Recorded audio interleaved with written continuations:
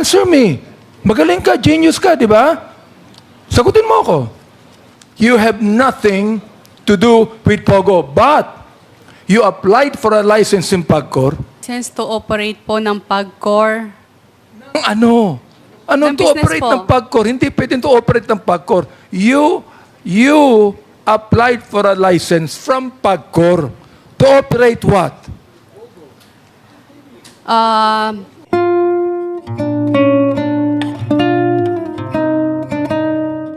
Mr. Chair, why do you refuse to answer Congressman Pimentel when he asked you about your schooling? Mr. Chair, hindi Why? hindi po kasi ako nakapagtapos. Hindi naman nakakaya, hindi ka nakapagtapos eh. Gusto lang na yung malaman kung saan ka nag-aral. Yun naman ang tanong, di ba? Hindi naman tinanong na kung Yes saan po. ka nagtapos. Ang kitatanong natin, kung saan ka nag-aral. Oh, pwede ba sagutin mo yun? Mr. Chair, marami po akong school na pinag-aralan po. Wala kang school na pinag-aralan o doon ka nag-aral sa China, hindi sa Manila? Kick-out student po ako. Kick out ka. Magaling. I mean, ngayon lang ako nakakita ng hindi nag-aral at kick out na magaling sumagot sa hearing na ito. Ang mga kausap mo, mga congressman, pero ang galing mong sumagot, ang galing mo kami paikutin dito.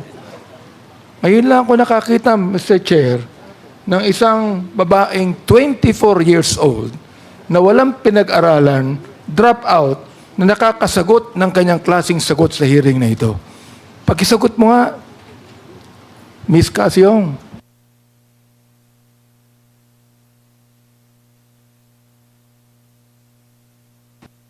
Hindi mo kaya ang sagutin?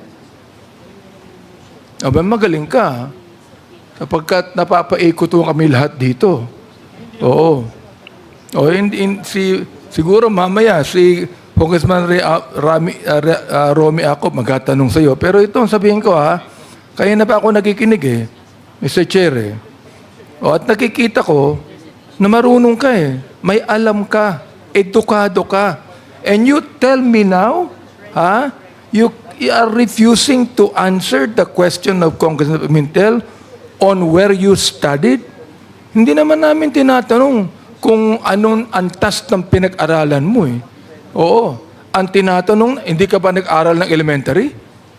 Let me ask you. Nag-aral ka ba ng elementary? Hindi. Opo. Ayun. Sumagot ka din.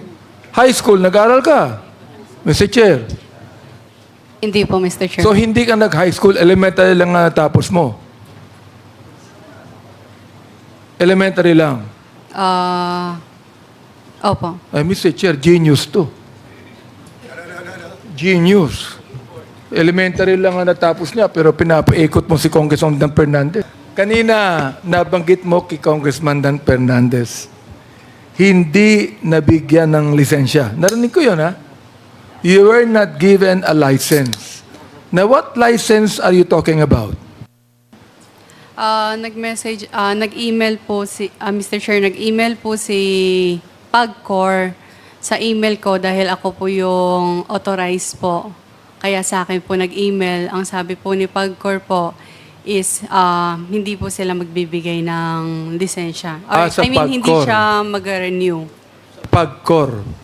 Opo, Ang Mr. Chair. PAGCOR, hindi nagbibigay ng lisensya sa mga building. Nagbibigay ng lisensya sa Pogo. Di ba? Opo, bali po. Kanina binabanggit mo na wala kang kinalaman sa Pogo Mr. Chair, may I explain po? Kahit mag-explain ka, tatanggi mo na naman na involved ka sa Pogo di ba? You're going to explain, but you will still insist that you have nothing to do with Pogo. Answer me. Magaling ka, genius ka, di ba? Sagutin mo ako.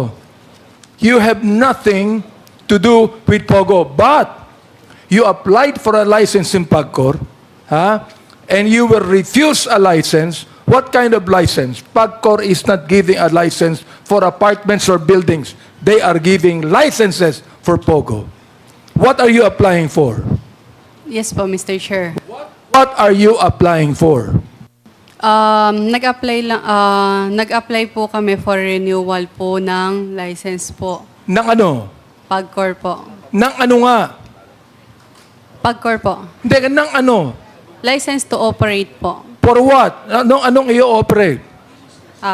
Yung tag po dito, yung... POGO. Come on, tell me. POGO. Operation ng POGO. Tell us here. Because look, we are preventing that Congressman Karap will again make a motion for contempt and consign you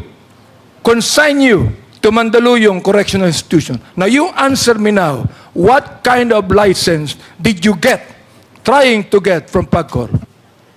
Mr. Chair, license to operate po ng Pagcor. Ano? Ano Ng to business operate po. ng PAGCOR? Hindi pwedeng to operate ng PAGCOR. You applied for a license from PAGCOR to operate what? To operate Pogo po. Yun. Ibig sabihin, involved ka sa POGO. Hindi ka pwedeng mag-apply ng license sa PAGCOR na hindi mo alam na POGO yan. Oh my goodness. Oh, nagpunta ka sa PAGCOR. Sinama mo pa si Atty. Harry Roque. Si Atty. Harry Roque naman, sapagkat alam mo may influence sa PAGCOR yan, nagpasama ka sa kanya at nagbayad ka pa ng dollar sa PAGCOR. According to Chairman Altenco. Am I right? Back charges. Nagbayad ka. Am I right? Yes po, Mr. Chair. Oh, ano yung binayaran mo? Utang po. Utang ng ano? Utang mo? O No. utang ng po ano? ng Lucky South sa Therefore, Pagcor po. kung hindi ka kasama sa Lucky South, bakit ikaw ang nagbabayad ng utang ng Lucky South sa PAGCOR, Mr. Chair? Pwede po, Mr. Sige, Chair. go pwede. ahead. Go ahead. Mr. Chair, authorized representative lamang po ako. Whatever it is, authorized representative ka, utusan ka, pero ikaw ay inutusan ng Lucky South, magbayad ka sa PAGCOR ng back charges sapagkat ikaw mismo ang nag-apply sa PAGCOR ng POGO. Yes or no? Hindi po, Mr. Chair, hindi po ako mismo yung nag-apply sa POGO. Renewal lang nung pumunta Hindi po pa kami. kasama ka ni Atty. Jairo sa Yes PAGCOR? po, for renewal po. Ibig sabihin, ikaw ang nag-renew o nag-apply, whatever it is. Basta napunta ka sa PAGCOR. Am I right? Yes po. Ikaw ang nagbayad. Am I right? Yes po, Mr. Chair. At ang binayaran mo sa PAGCOR, ukol yun sa POGO. Am I right? Yes or no? Huwag kang mag-isinungaling dito. Yes po, Mr. Kahit Chair, genius kasi- ka, hindi mo kayang paikutin. Kaming dalawa ni Congressman Romy Acop. Si Congressman Dan, kaya hindi mo pa pinapaikot yan eh.